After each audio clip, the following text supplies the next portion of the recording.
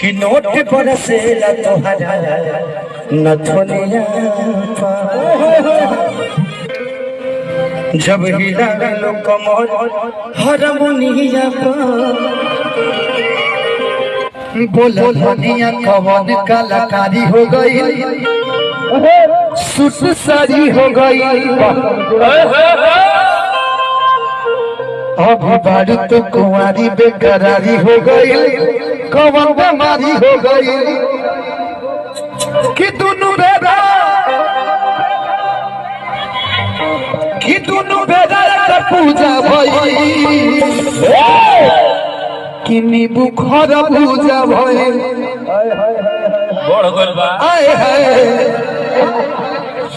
कि नींबू खर पूजा भई